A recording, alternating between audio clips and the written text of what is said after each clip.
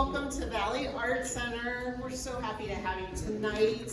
For those of you I don't know, I know many of you, but I'm Beck Bruce. I'm the executive director here at the Art Center. And for those of you that are not familiar with Valley Art Center, we are a nonprofit art center in the community. We do art classes in every medium. We have programming and events like this. We do exhibitions all year. And we also host Art by the Falls, which is the big outdoor art festival in the center of Sugar Falls in June. So we do a lot as a nonprofit. But that's who we are, and we're so thrilled tonight to have this amazing panel, which Julie will introduce. But I did want to say a couple of housekeeping things. I first want to mention, especially with tonight's panel, it's such a hot topic and we're thrilled to have it. As a nonprofit, we don't take any stands, but we are just so proud to be the center where we're having the discussion. Our sponsors, we want to thank our sponsors. OAC, which is Ohio Arts Council, and Cuyahoga Arts and Culture is a huge supporter of ours, and so we thank them.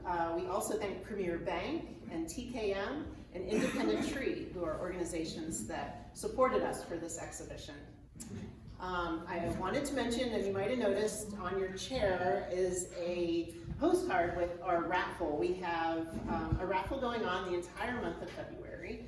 As a nonprofit, only not even 50% of what we do is covered by our classes. So we have to do fundraisers in order to support programs like this and other things that we do. So we have a fundraiser going on, amazing raffle baskets, and it's all digital and online. There's several really amazing baskets, such as 12 tickets to a Monsters Loge game with food. There's signed Cavs basketball, front row club seats to the Guardians game with the billboard announcement and food. So really outstanding baskets. You can buy tickets for anyone that you want online, and we'll pick the winners at the end of the month. I wanted to also mention we have an amazing art shop here at the Valley Art Center. It's in the front where you walked in. You walked right by it before you leave. You'll see it again. And tonight we're giving a 10% off. And with Valentine's Day coming up, it's the perfect opportunity. Everybody's a member tonight because our members get 10% off, and so do you. And then I also wanted to mention that if you enjoy tonight's program, we'd love to have you follow us and find out when we're doing more of these programs, because we're going to be doing more and more as we go. If you follow our newsletter, you'll be able to see when those programs are coming. So I'll be standing out at the front, and we can get you signed up for the newsletter on your way out, or you can do it on our website. Those are my housekeeping. Thank you so much for being here. Julie Pulcinelli. Hello everybody, like she said, my name is Julie. I am the assistant director and the gallery manager here at Valley Art Center.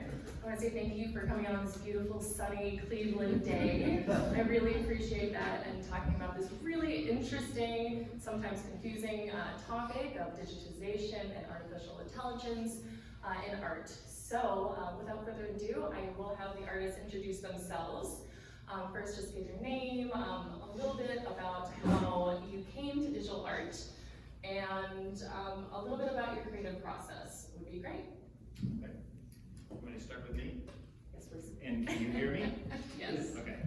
So my name is Greggory Hill, and I live here in Sugar Falls, and thank you all for joining us. And so I studied philosophy in college and also biology and art, and was always interested in creating art and did so after college, but after maybe a couple of shiftless years, fell into computer programming, and right around the time that the internet was just really taking off.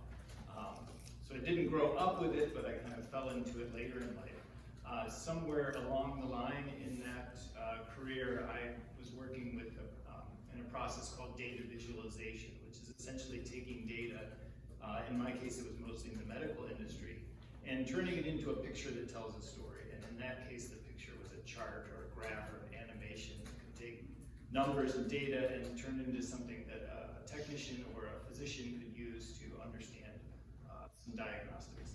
And as I was working on all that, I realized that I had left art behind a little bit in my life of raising children, and sort of kind of got back into it through computer programming.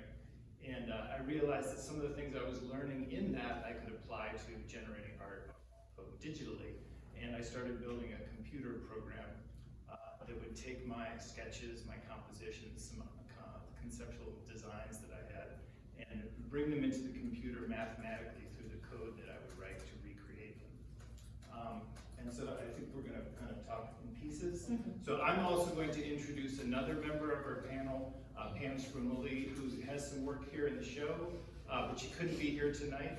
So I'm gonna read the statement that she would have been able to say to you on her own, which she hasn't been able to be here, but I can't. And again, her name is Pam Spramulli. She's also local here in Chagrin.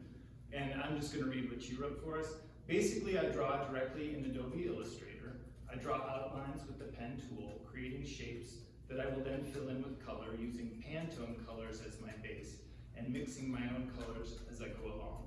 The files I draw are vector, meaning they can be blown up very large and still have perfect resolution. I save all files as an EPS. I then bring my images into Adobe InDesign to size them specific for printing. At that time, I export them as high resolution documents, PDF documents, and have very high quality printers produce my work. Most all of my newer work is printed on canvas, stretched and framed, and I only create one image in a particular size when on canvas. I also use this drawing style when printing murals, and I have the capability to take my original illustration and convert it to outlines, much like a coloring sheet. At that point, I project the image on the wall and draw. After that, I paint. The images presently at the Valley Arts Center show my original concepts for a few of my existing painted murals. And I don't believe she mentioned, well, she didn't mention here, but Pam is also an instructor at the Institute of Art. Hi. Can you guys hear me okay? Yes. Okay. The first question that we're kind of addressing here is how you came to digital. I came to digital in college. Into it about 10 plus years after Photoshop came out. But I was a darkroom photography major at Bowling Green State University, and then took a digital art class and realized that I really enjoyed 2D digital art with Photoshop because I could take all the photos that I was taking already and start to layer them, manipulate them in ways that I was starting to do in the darkroom, but obviously a little bit differently on the computer. And unfortunately, I had a professor who wasn't really in photography, who wasn't really into the digital aspect of things. However, I did have a very supportive group of female professors in digital art who were very, very big on mixing medias, and some of them had a background in photography. So I had a lot of support there, and I was able to explore both the darkroom and Photoshop in college. And then once I got out of college, I went to get a master's in digital art and went on to teach in digital art at Ashland University for 10 years, and then I took a detour when I had my second child and took some time off, and now I'm starting to finally get to the point where I'm able to make the work again because they're a little bit older, and we've always made work, but I wasn't necessarily showing it as much, so I'm excited to be getting back into that now, but that's how I came into digital, I guess, in the first place. Hello, I'm Stephen Gutierrez, and I teach at CIA also. I actually also wanted to be a photographer, and in my case, they were forcing me to do digital. I loved the darkroom, and they said, no, you want to be a photographer, you're gonna have to learn this Photoshop stuff. And I said, fine, and I took the class, and I fell in love with Photoshop, fell in love with animation, which was also part of that same class, and video editing. And since then, I just would ignore, I was actually an engineer at school because they said I would start as an artist. So I would just neglect all my engineering work and just did art. And luckily, when I graduated, I had a lot of skill and was able to work in graphic design, multimedia, while also following my other passion, which I started teaching at Lakeland Community College as an active instructor. After 3 years, I realized that was really my main passion. So now I'm going to teach at CIA. So what else? As part of my background in engineering, I realized, okay, Photoshop, you could really enhance photography, do things differently, a lot quicker, more efficient. I realized, wait, you can also use robotics to make art, and robots can be art, and robots can now CNC and laser cut things.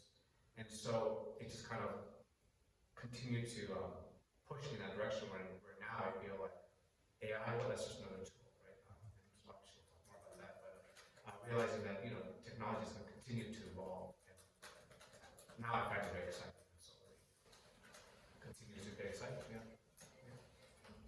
All right, everybody can hear me all right as well? Yep. All right, I'm Matthew Phillips. I'm going by Pylypiv tonight. That's my ancestral last name, traces back to Ukraine.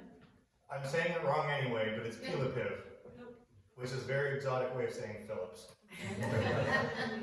It's something that I use creatively as a way of honoring my ancestry with what's going on with Ukraine right now. I'm sort of an outsider here. I teach college history at kind of a community college and humanities as well. This world of art and exhibiting art and talking about art is really new to me, other than hearing my sister go on and on and on and on about it. She was an art history major. Yeah. And also because I have very much a creative side, but everything in here is music and sound. I don't have visuals in my head except when I'm dreaming. So I think that's the main reason I got sucked into doing AI arts. It started as entertainment, but next thing I know is basically all I'm doing in my spare time. And it became very meditative. Why am I putting in what I'm putting in? What are the magical combinations to get something good out of it, because it's not a straightforward process whatsoever. And then how can I work with meaning and try to get other people with that. So, I use entirely DALL-E, which was the first one to come out to the public in August. I think most of you probably picked up on it, but it's a combination of Salvador Dali and then Wall-E, the robot. A lot of others are out now, but I still am finding more of a human touch with how Dolly works compared to some of the other ones. And so that's where I'm at. It's only been since August. And she just happened to be checking out my Instagram page one day and said, come on in. Absolutely. So thank you. So as Matthew was saying, this is all very new to him, also to us here. This exhibition, Rendering Digital Discourse, as well as this panel here, kind of happened backwards. It started as a conversation between a couple of local digital artists. And we were like, okay, now we actually need to get artwork on the wall so that people can see what the heck we're talking about. And that's how this exhibition and this panel started. So as you can tell, we have very, very different backgrounds here with our artists. But the question that I think we all kind of want to know, and I think it's going to start off our night, is what do you think is the future role of technology in art? Starting with me? Whatever order you guys would like. No, I'll start. Yeah. So I think one of the main drivers is going to be the generations. I think a lot of us, I'm going to call us all the same age, we're close enough. We didn't grow up with the internet, and it wasn't a part of our developmental process, but we've obviously discovered it somewhere along the lines, and most of us have because it's become so ingrained in our society. And I think that the biggest effect that we're going to see in the future, and really not just art, obviously, in every profession, and especially if we get to talking about AI in every profession, is that the younger generations grew up with it in such a way that it's really even changed the way they think about the world, the way their consciousness works, the way they think of their privacy and the private and public selves. It's really like a paradigm shift in our culture, and I think because of that, the way we look at technology, what we think of as a tool, and what we think of as the correct tool for a certain process, I think those are going to shift with shifting mindsets. And I think for those of us, a lot of us in this room, we're kind of on the cusp of all of that. So, and it's good that we're here to ask some questions, answer some questions, and probably come up with a lot more questions. Absolutely. What do you guys think about the future of technology in art?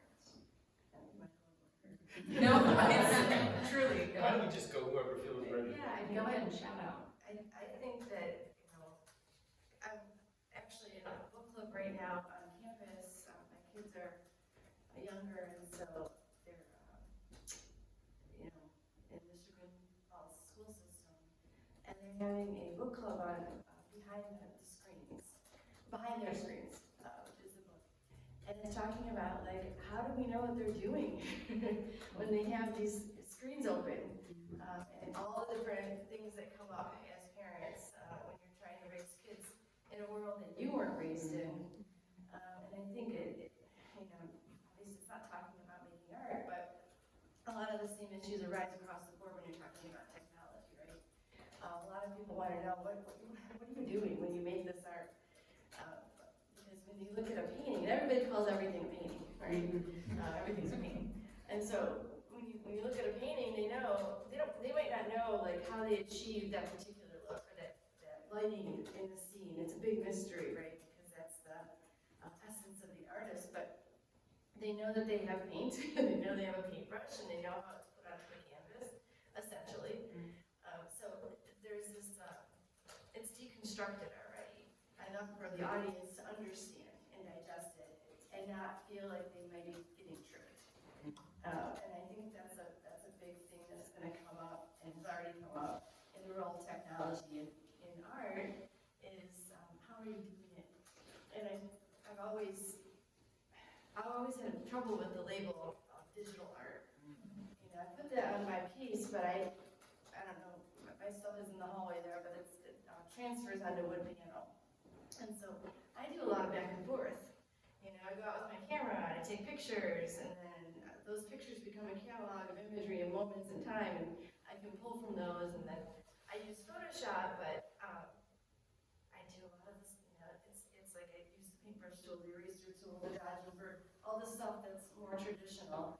And so when I put digital art on my label, I'm afraid, oh my gosh, people are going to think I didn't do all these steps. And for me, that's important for people to understand. Now, as I'm getting a little older, the importance of people understanding is a little bit less important to me. If they want to understand, maybe they can ask me. But, when you're trying to get people to appreciate your work, I think how you did it is important. It's going to come up more and more. And I think Pence has a similar issue where she's painting with a mouse. It's just a tool. And she also sometimes gets that. Like, oh, you just have to figure it out. She just like a pencil is a tool. You still have to move it around, paintbrush is a tool. Scratching on stones is still a tool. And I feel like digital is just a tool. We had this discussion. AI is just another tool that it makes it easier, just like a computer does make it easier. I actually had a student who worked at Disney for many years, but he had MS, so he couldn't draw as well anymore. So the computer now became an enhancement. So AI is another enhancement. And yeah, I would say, I think you came up with this, pencil, stone, right? Cave drawings, pencil, paper, digital printing.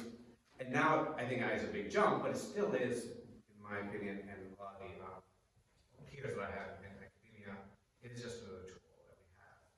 And we have to learn how to use it correctly. So that's the big thing. Correct. How do we use it? And we don't throw away all the things we teach in art, right? Composition things. So there are people, just like actually the website world was also similar. People were making websites. Oh, I'm a website designer because they had Dreamweaver or whatever on front page, which made websites easier, but they didn't know what they were doing. So these websites were horrible. You guys remember early websites? They were ugly. So artists came and said, "Oh, let us do it," and they started becoming pretty again, right? And I think AI is going to have that same. We're going to see a lot of ugly AR art, and then we're going to see people learn how to use it and evolve. The problem is you're seeing a lot of really good AI art. That's true, and that's where that big So AI is understanding what design is, and that's the difference from the website. Yeah. And so I agree, it's going to be a bigger and harder to tell, and we have the same issue with plagiarism and liberal artists. That's all. It's a headache, but we're going to get through it. And learn how to like the calculator, right? Calculator computers.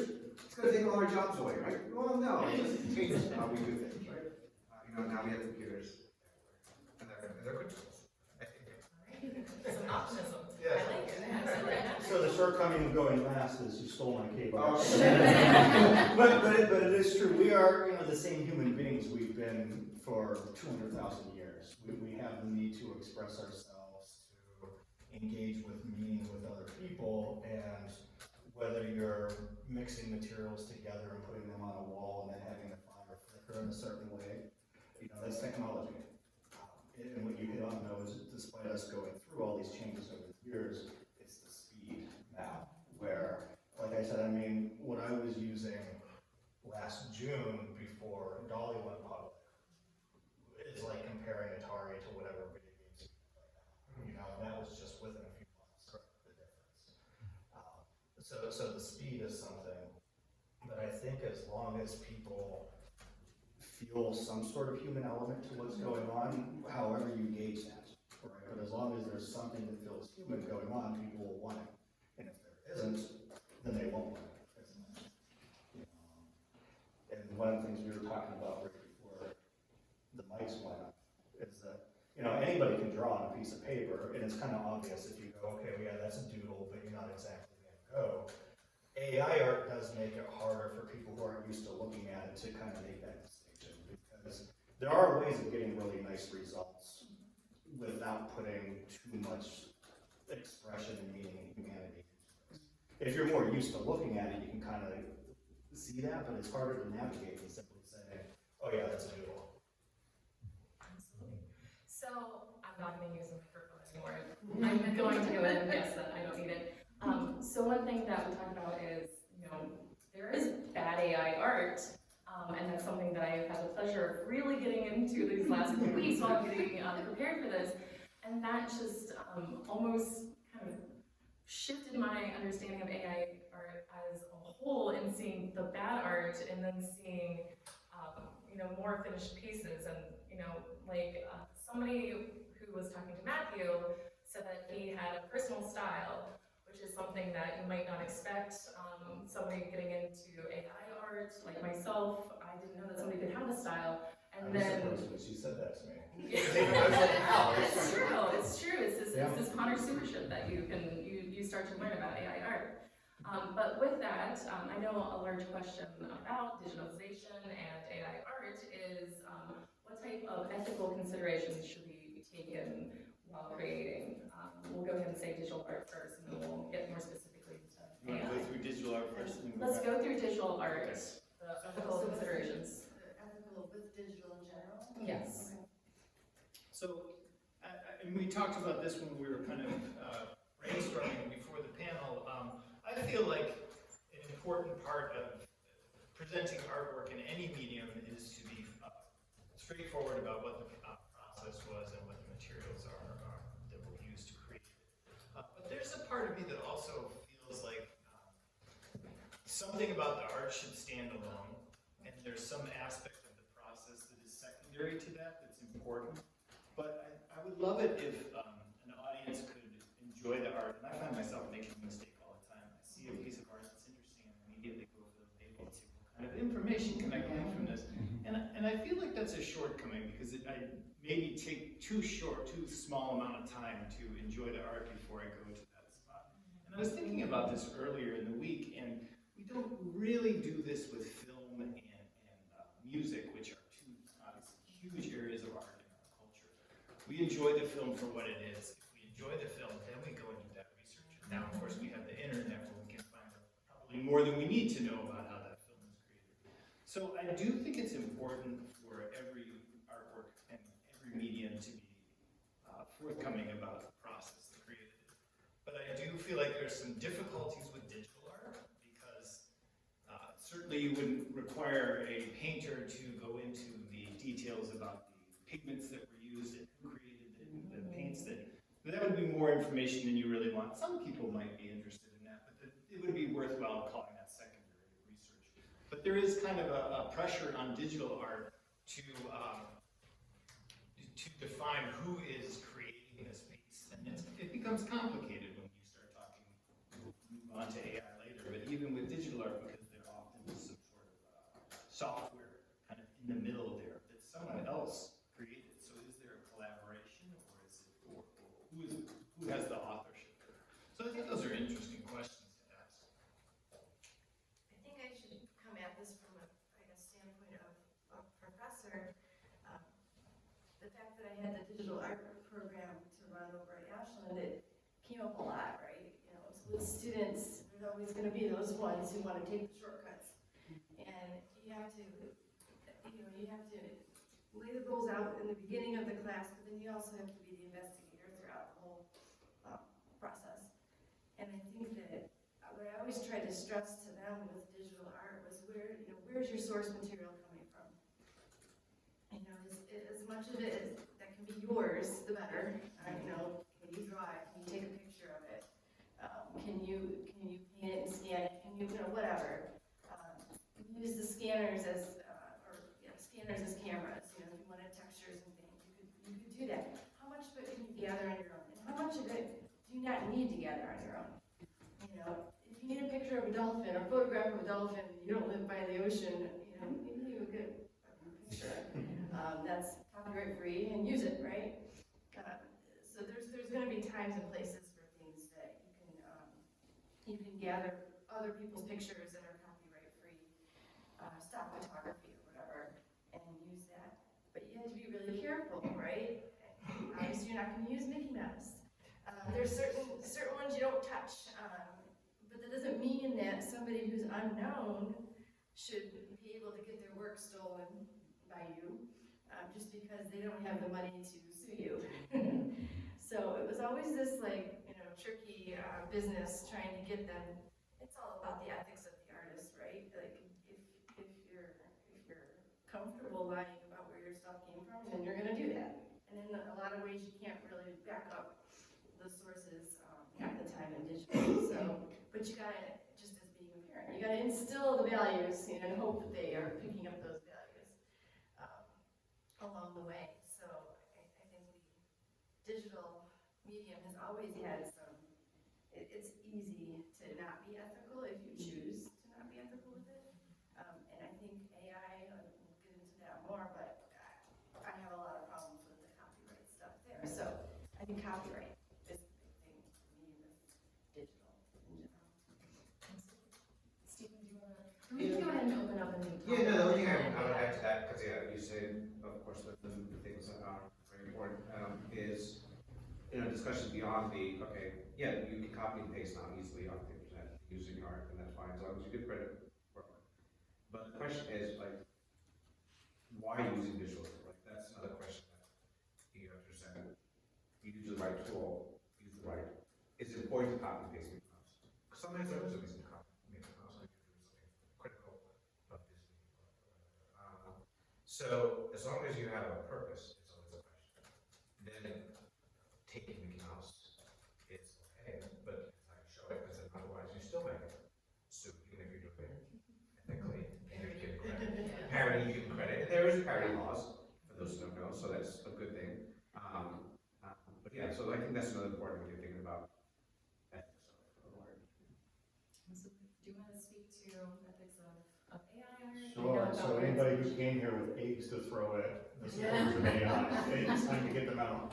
But no, it's very complicated, I think. I mean, that's the whole reason we're having this event. In a lot of the conversations I've had online, there are people who are very much, it's completely unethical no matter what, shut up. And then other people who love AI who, it's like American politics now, I'm not gonna listen. But anybody who's really involved heavily in the communities online that I'm part of, there's a lot of nuance to it. One thing is, I think there's a general misunderstanding of how the AI works. And I have 2 years of coding experience 30 years ago, but I'm not going to explain anything worthwhile now. But I think a lot of people think that the AI grabs an existing image and then just sort of rearranges some pixels and produces something that's cool. There might be some apps that do that, but that's not really AI. The ones that I'm familiar with, particularly Dolly, it's a very elaborate process. And it works pixel by pixel in a way that's very different from the human process.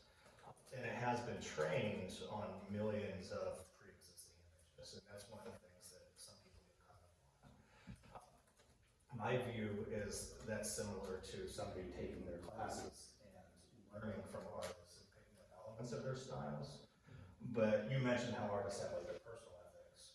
So me, I will put some names into my prompts as I go, but I'm not comfortable with calling it anything more than just an interesting experiment unless I have at least a dozen different names and coming from different backgrounds so that there's really a combining of influence that might not otherwise exist.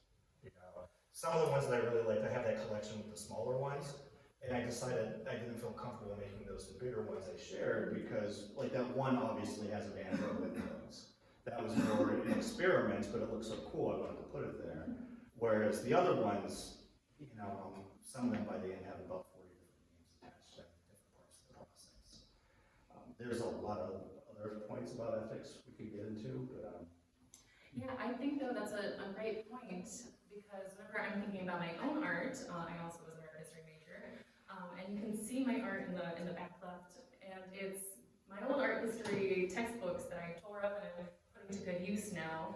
I say, but if there's just a Renoir face that I just went ahead and ripped out, and a lot of times people will think that that's the way that AI works. So I'm glad that we're talking about this, and Greg, I think you know a little bit more about that process. We were talking the other day about how that's made versus how some people think that AI works almost the way that I make a collage, but it's seen because it's, you know, an old practice of collaging as ethical, where AI works in a completely different way. So do you want to explain a little bit about that and how it took the picture of the apple, I think you I said? can try, yeah. So I remember watching something that kind of broke it down for dummies, sort of how AI works, because I certainly had no idea, and probably still have a very limited idea of how it works, because I don't work in AI at all. But what was presented to me was just a photograph of an apple, and it sort of walked through the process of how this might work behind the scenes. This isn't the creation of AI art. This is how the AI platform is trained. And so basically it took this photograph of an apple and it started manipulating the color of each pixel, so each square on the screen. So there'd be millions of pixels in this photograph set. And it would manipulate the colors until eventually it looked like static on that we probably don't see anymore on television, but when, you know, the call signal would come on and then it would turn to static for the rest of the evening. So it reduces it to really just noise instead. And then it reverses the process and pulls the static back up somewhat in the direction toward it started, but not exactly.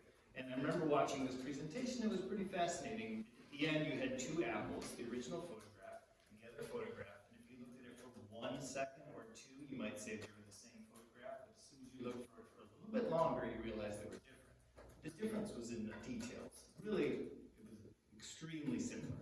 So this would be how the process is trained, as they call it, on billions and billions of images that have been pulled off websites, Facebook, Instagram, and that's really where the ethical questions have been coming in. And it's interesting to see that there's some suits by some major players coming out right now. So it'll be interesting to see how that plays out. Unfortunately, I think those things move more slowly than technology, so it'll be interesting to see how well it can catch up. But I think to an earlier point I was making about generational differences and how we approach these types of concerns and questions, I think what's going on in here relates back to what I was saying about privacy. I think the younger generations have a different view on authorship and ownership and privacy, and I think that that's what's coming into play here, because in AI, if you're really looking at what might be considered a collaboration of the entire human race, again, without permission. So there are a lot of questions. Is this the right thing to do? Is this acceptable? I think that's an extremely valid question. But there are so many other fields that are doing the same thing. In medicine, AI is used to diagnose. In the medical profession, for diagnostics. And what that has allowed medicine to do is pull basically from the entire medical profession, from every medical professional, from every case that's ever happened, to pull that in for this one instance, to assist one physician or one team of physicians and other staff to help the healthcare of one person. That's a tremendously powerful tool, and I think we would all be comfortable with that, sort of that aspect of AI. It just, when it comes down to ownership, it certainly starts throwing around some big questions. And if I can add also to the process, is my understanding of Dolly is there's basically 3 AIs woven together. There's prompts in, you can't think of it as putting in computer code where, I put this in the upper left, put this in the upper right, put this down below. It's working, it's kind of a weird word to use, but I think of it more like conjuring, like you're trying to find the right words to put together to get some sort of magical result. And I'm trying to remember what else you had said there that applied to it, but I think the idea of ownership, and I don't know if that's gonna fall under another question you wanna get to later, or if I We can get into it right now. Okay, so yeah, so this is something that I thought about a lot too, because you always say, Matt, say you're an artist, say you're an artist, and I'm engaged in art, so I suppose. But for me, I embrace the collaborative side of it, and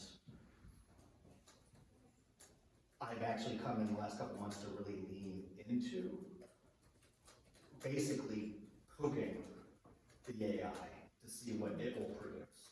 So I might not actually really have a clear image of what's going to come out in the end, but kind of go, okay, what if I combine the spirits of these 20 dead artists, right? And give it an emotion and give it a concept and give it a few other suggestions and then see what comes out and see if I can read any meaning into that. And of course, one of the big differences is you can look at a Van Gogh and think, what did he actually want you to think when you looked at this? Whereas here, it's working on human language connections, so it is pulling connections that human minds would make in symbolism, elements, that sort of thing. But there's billions of possible ways those connections could be made. Right? So it turns into an interesting thinking process about that collective that you're talking about. Right? That this is not just my creation. This is the creation of every human who's gone into this system. And what does that say? And my role is just one part of it. So authorship, me plus a few billion. And I think what's fascinating too is that the work that you're doing, as I understand it, is contributing to the training of the AI system in that the work that you do is fed back in. So as it senses that you're in a way ranking whatever output it gave you, by choosing this is the one that was closest, now I'm going to move from there. The platform that you're working on recognizes that as like a thumbs up kind of a. And about a month in, if I remember correctly, the quality of the results that people was getting started to go down.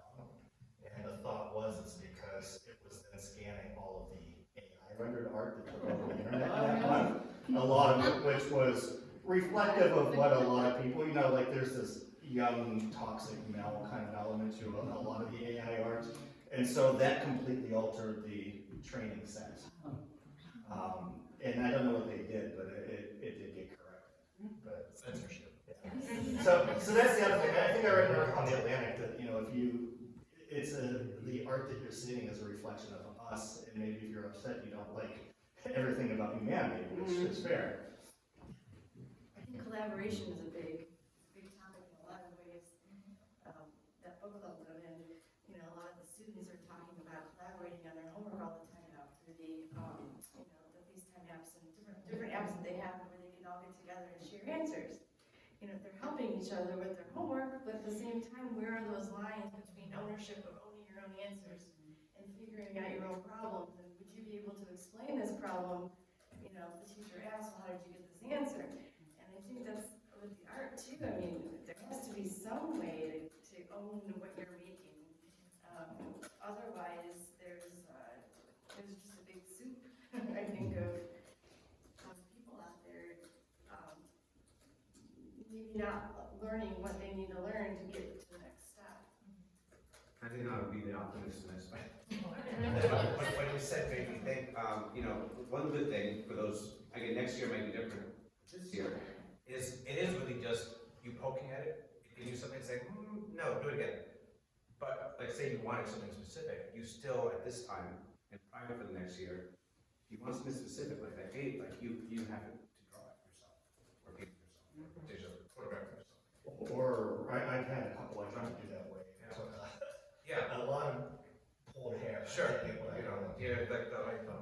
Not enough time, monkeys will eventually type out. Exactly. Yeah. So, eventually maybe you'll guess, but it's a lot of work. someone could have been done with the painting already.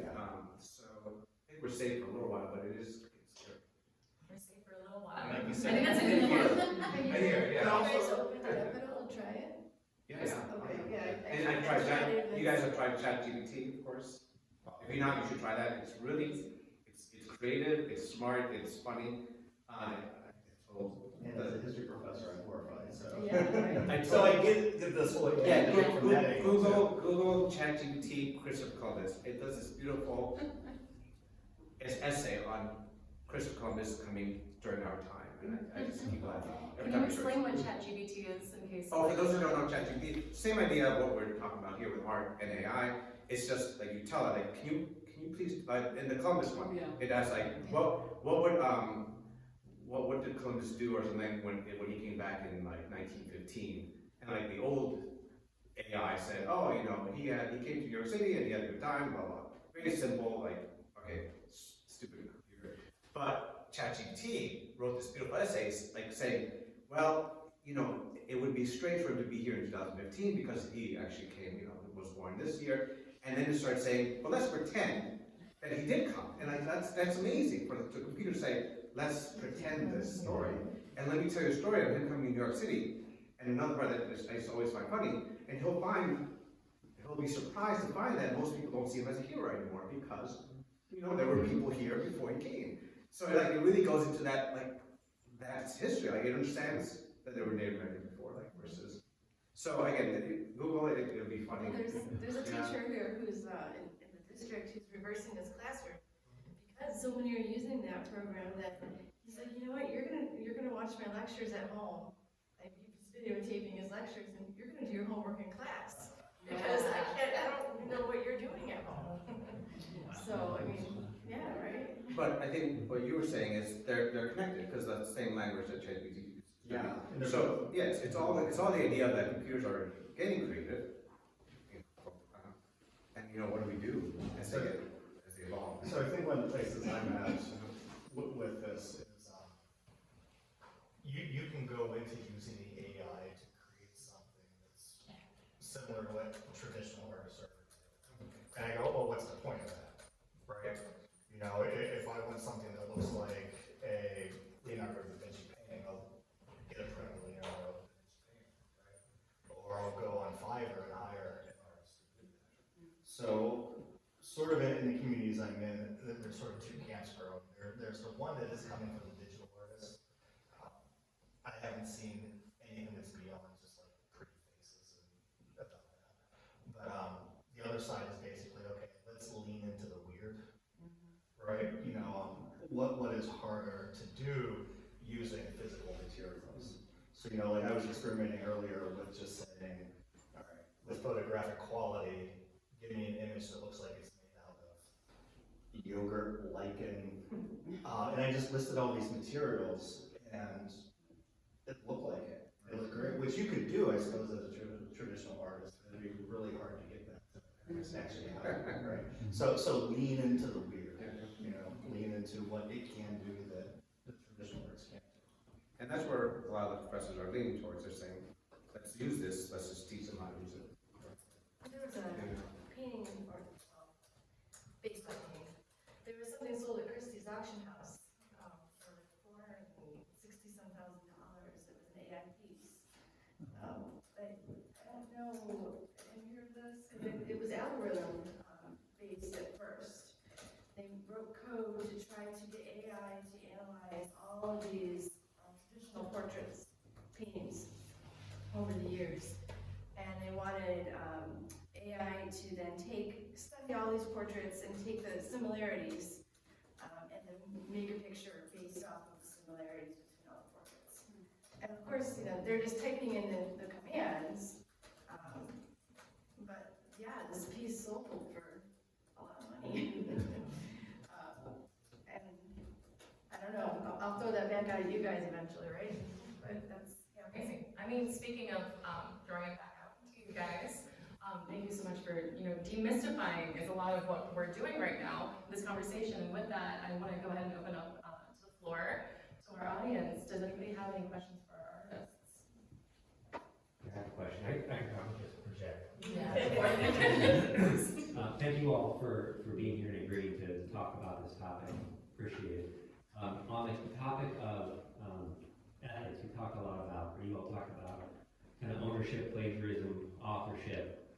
But in poking the AI, what about ethics around biases, the kind of results you might get back that you didn't expect? So, and again, speaking only to DALL-E, which is what I'm familiar with, I know there's some questions about their ethical background just because one of the original money providers was Elon Musk, but he's been out of the picture for about 5 years. But they've also been working with a mission that sounds good. I'm always kind of a cynical, questioning person, but recognizing that when lesser AIs have been, say, launched into Twitter, and within just an hour, it's just a racist, horrible bot, right? Just based off of learning from humans, they have somehow put in a lot of safeguards for that. And a lot of the people who use DALL-E are sort of annoyed because there are a lot of words that you can't put in, but there's no guide that says what those words are. So, you might have a prompt that's this long, and then you can't do this. And then, well, what's wrong? And early on, if you did that just a few times, they ban you. So, anything that's been really horrible, I have not really seen in my results, and I'm surprised by. There's definitely a tendency, like if you just put in person, what are you more likely to get? It does lean white male, but not as much as earlier AIs, right? So we don't know if the training set was more Western than anything else. But then again, like the two pieces I have out there with Africans, I just asked for person or man, right? So they are mindful of issues like race and gender in there. Some of the other AIs, I'm not sure if they are. Does anybody else have any questions? Please go ahead. So I'm a digital artist since 2003, and actually was working with a programmer in Argentina doing non-AI prompt art I'm gonna give you my microphone, I'm sorry. 10 years ago. And so one thing I'm aware of is that AI didn't come out of nowhere. It has this long history with computer programming and computer art that goes back 60 years. And I think that's an important point to make. But the question I want to ask is, I've been working in stable diffusion since last April. The thing is, it doesn't feel like making art. It feels like playing the greatest game I've ever encountered. And since I have all these other art practices I'm working in, it's very relevant. It's kind of dividing line, which is it's really fun, and it turns out it's a surreal channel. It's nonstop. I love that. Really in line with you. But can you relate to that? That there's it doesn't feel like art making at times, and it can be contrasted with the actual art making you might have a lot of legacy experience with. I tried to hop on and make something similar to what I make in my art practice, just to see like how easy would it be for me to duplicate that in here, and it duplicated it better than what I was doing, in some ways, like more eye-catching. It was like eye candy, and it wasn't something that maybe I would have stuck with, but it grabbed me, and I was like, wow. So I typed in words that I would use to describe my own work, and within 5 minutes, I was able to get an image that people would associate with my work, and it left me feeling kind of empty. And I was like, okay. So interesting. Any other responses? Yeah, no, it's definitely something I think about, right? Because it's almost akin to different types of art, right? Sometimes I'm just drawing on paper, and that feels different than if I'm, spending 10 hours on carving wood, right? And yeah, it feels like I'm playing, not really making art. But at the end of the day, it's kind of making art, but it doesn't feel the same. But do I get used to that, or is that something that is permanent? I'm not sure. And I think the question is also, is it a lesser feeling or is it a different feeling, right? I've written a lot of music, and some things, or that very personal experience is probably the same for you if if you're physically using your hands, like, oh, I hope I don't screw up when I do this, and you know, and you're putting your worries into every move and your feelings into every move, and that is a very deep experience. And then I've also worked on songs where it is closer to this process, where I'm working with other people, and I'm kind of putting these moods out there and a skeleton and all that, and that's also rewarding. It's just, it's a different kind of rewarding. So what's weird though is like an image itself might not take that long to get, but the process of getting into the mental space and going through iterations and adjusting things to try to pull out, you know, something that looks better or different, that takes as much time, except the end results, you can't actually see all that work the way you would if you're looking at a painting with brushstrokes. Maybe call it a collaboration, like maybe. Yeah, oh, I do, yeah. You know, it's like with the collaborative arts, you know, nobody would ever say, well, I made that, you know, when everybody else contributed to it, so maybe it's just language. Yeah. I think we did label that way, right? Yes. Okay. Okay, Yeah. that's good. And if we're looking from the artist's point of view, because that's very different than like, yeah, you know, a hand person doing that AI piece or someone doing by hand, who knows, right? But the artist knows, like, do they spend that time, that passion, that meditative versus just typing? And maybe kids nowadays one day will find that meditative. I do not, like, find that you did enjoy it that way. Enjoyed it. Yeah. It would be an interesting question to ask AI artists what it is like internally. Yeah, yeah, exactly. I would say, I don't know how to describe it, but it is a different space for me than I'm used to being in. Where, yeah, I think meditative is the right word, you know, and then at the end, you know, I might look at these results and not even remember how I actually got there unless I go back and look on the website. Because it's just, you're so focused and you change one little parameter here and one little parameter there. And for me, like I'm doing, like I'll have an idea, but then I'll also allow there to be a level of stream of consciousness. So then it's, okay, what was in my mind that's getting put into that, right? So I don't know how to describe it any deeper than that at this point, but it's definitely meditative. Yeah, thank you for the question. I Yeah. think it really brings up the point of intention when you're using AI to create either, you know, if you call it art or conjuring of, you know, I used AI to make a couple of like silly pictures of myself. That was probably not, you know, going in the Louvre. But at the same time, I have met some folks who their intention is creating art, and so they feel that way about it. It's interesting the way that a tool can be used in such different ways. So thank you for that question. Yeah, it's great. Well, then that also goes to, that I'm interested in is, does your consistency in artistic style show in every AI painting that you do?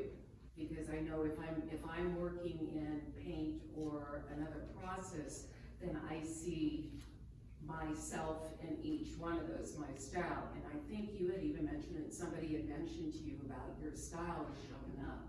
Yeah. So I'm curious to know if your style is able to be reproduced, if your feeling, if your, you know, inner person is able to be reproduced in your AI work. I think it becomes in kind of the editing process, right? A lot of people right now, when they use AI to make something pretty, they're like, yeah, that's what we use. And I think it's more parallel to photography, right? Yeah. Photographers. I can photograph a whole bunch of things, that's not me. But if I start programming what I want, and I start, like, no, this is what I'm gonna show, then that's me. And you start seeing that pattern. And I think AI will evolve where people are being very particular of what they want. And if they don't get what they want, they'll poke it again, just like a photographer would. That's not me. I'm gonna wait a little longer until that sunset, you know, comes a little better. That at least that's my house. I think curation is part of the process. And something I've been thinking about is, because now that I'm teaching humanities class, I mentioned and found arts. And, you know, it's not like he made that urinal, but he looked at it and said, let's do this and present it in such a way, and it became art. I think he also had a long history behind it. I mean, I don't really know all the ins and outs, but, Oh, he sure did. you know, there's a long history to some of these minimalism pieces, and like, you know, there's a long history to the stuff that maybe gets to the point where the process isn't, complicated, but maybe the artist is.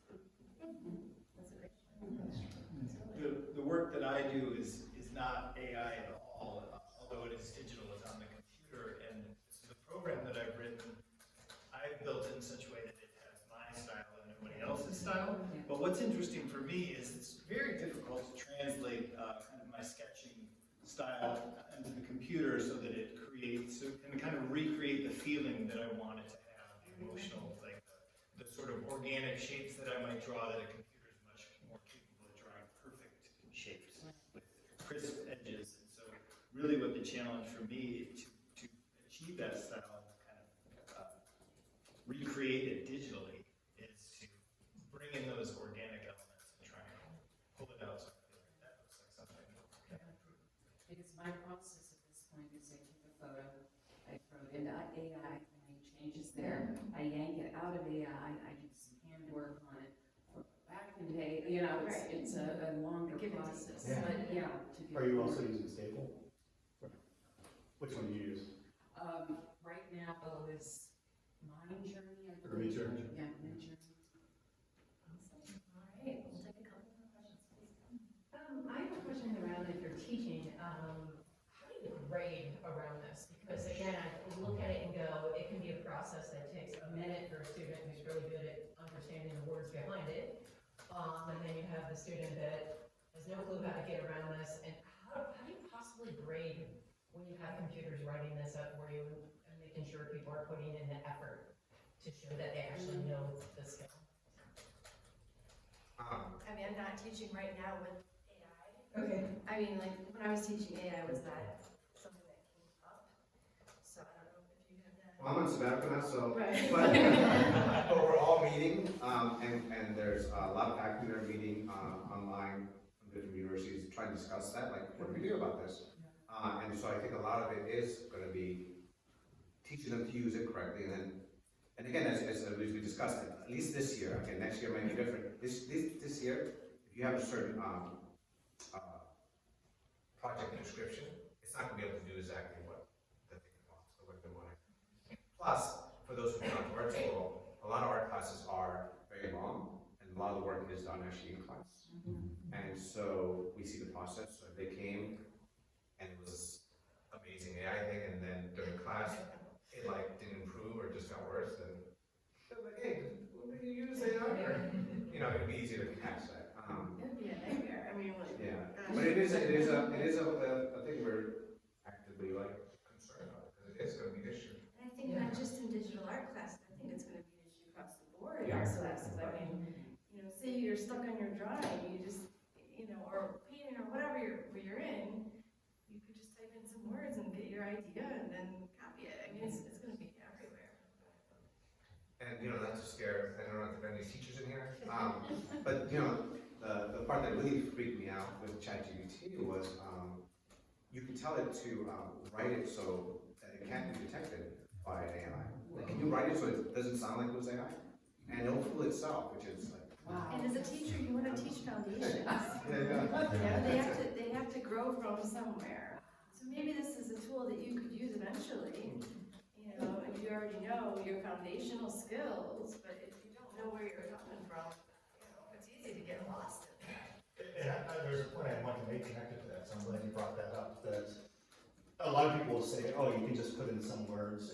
So once you get used to what you're looking at, the students who would just be putting in words and getting results, you're probably gonna see like 6 figures on hands. There's gonna be things involved. Actually, will be. You know, it takes a bit. I didn't type in that many words and it came up with some pretty cool stuff. I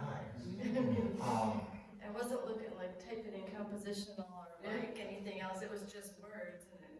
But as a teaching tool, because I've never produced much art by hand because I can't visualize in my head, you know, I would be able to teach humanities and talk about things like composition and all these things that you would teach in an art class related to aesthetics and perspective and shadows and all of that.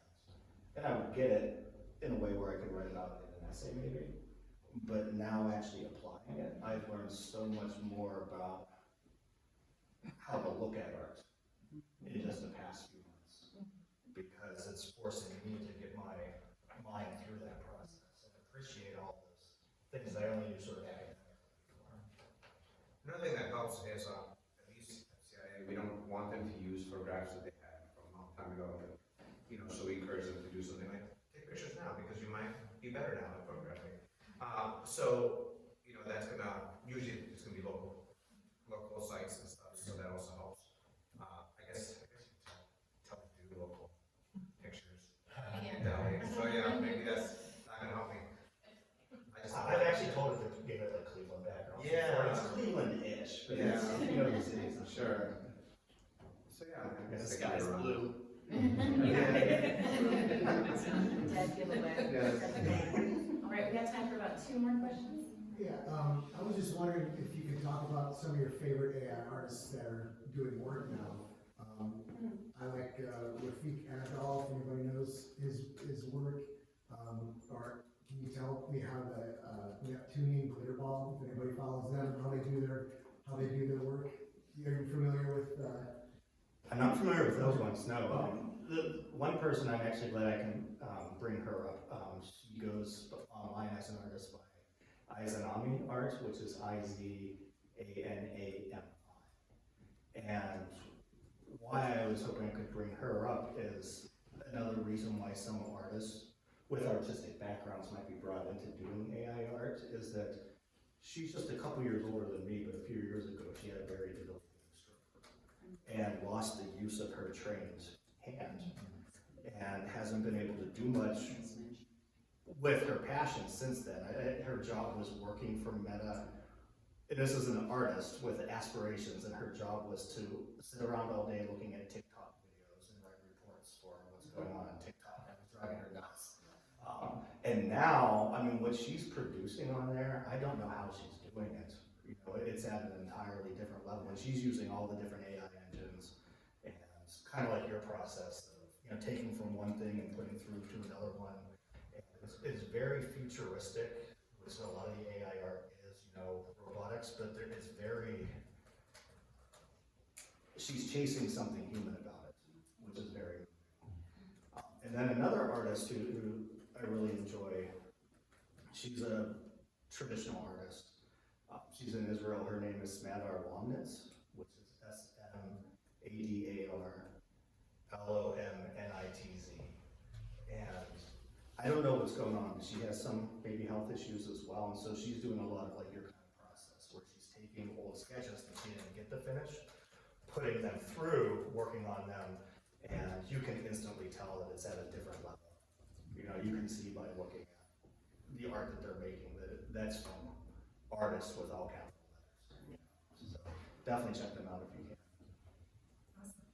I just wrote down a couple of names. Oh, good. This is great. Proud of yourself. All right. Last question, go ahead. Last questions, go ahead. Well, Greg, you mentioned you guys are all about the same age up there.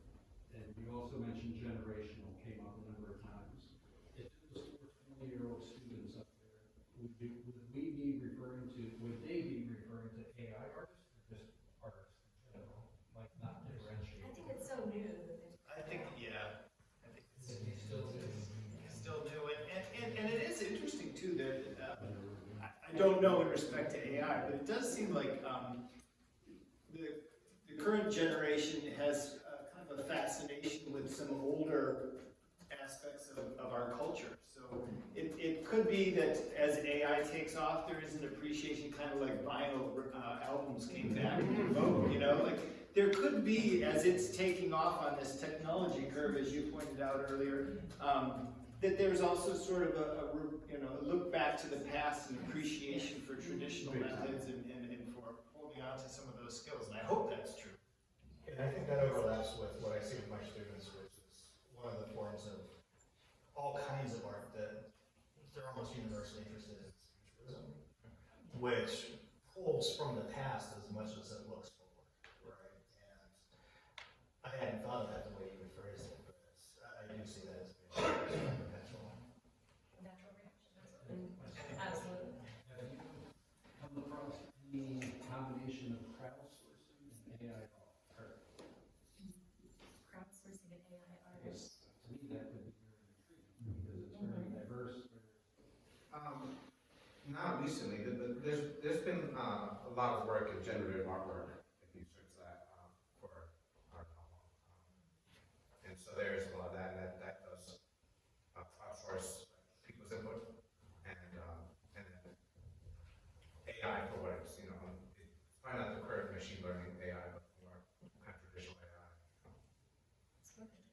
I think that also brings up a point of, we keep talking about this curve, the jump from like pencil to camera to computer, and all of a sudden AI is somewhere different. And some things like crowdsourcing and like all of these, we can't even imagine, what the next point on the graph is going to be. So I think that's a good point. So, are you, okay, we'll do one last question. Thank you. Yeah, no problem. Just very happy because just 20 years ago I graduated PhD in AI, and it was like the beginning of industry. We worked on recognition, patterns recognition, faces recognition for security reasons. Right now we are talking about create and understanding and more important creation. It's most important step in the human's life. Okay? And it's most important in the learning in the university's process to grow. But maybe I want to get your opinion about following statement, because right now we are near next information revolution. It's visible, and I think in the closest period, especially for art, will be chaos. Like chaos which will make something like become viable. We are talking about ethics, we are talking about permissions, we are talking about tools. Right now, it's we will talk about cooperation, because if you are creating, just quick samples, I think help people here tried OpenGPT images creation. Maybe not half a lesson, but everybody here about this. So you are creating art with collaboration of some artificial intelligence, which you don't know how it's working, and you don't know. So the question is permissions. The question is which commands you are asking, or questions you are asking artificial intelligence to create, and these questions can be later by lawyers on the courts. Just keep on. But then later, people will be questioned by another. Like, I want to create a logo like Apple. You will decide, and you won't have any permissions for your creation yourself with artificial intelligence. Deciding will be on some people in courts, high courts, international courts, which will decide. But this one part, which making chaos, another part, we are talking about art, and art always going to money. This way is too short right now. And just few years ago, we started talking about tokens, about blockchains. It's fine. You have permission, but everybody can see this object of art. It's in the ideal world. In the real world, I believe the money holders will prepare for chaos. Next will buy opinion makers, which will make grown up on some digital artificial intelligence arts, it will make chaos, at least for 2 decades, 3 decades. I can't say next, but what do you think? Just primary question, it will be a chaos. Yeah. So I think what you were just saying there at the beginning about how art is an important part of, of life, I think that's a really great note to end on this, in talking about how all of you have come to art in very, very different ways, whether it is through school, whether it's through AI art. It's this way of coming to art through many different doors. So I think that's a great point to bring up, that there are many ethical considerations and going into that, into, corporations, whatever's next. But I think a really great point to end this conversation on is the fact that you are creating. So let that be the final point of the night. Amazing. Well, I just want to go ahead and thank our artists so much for being here. If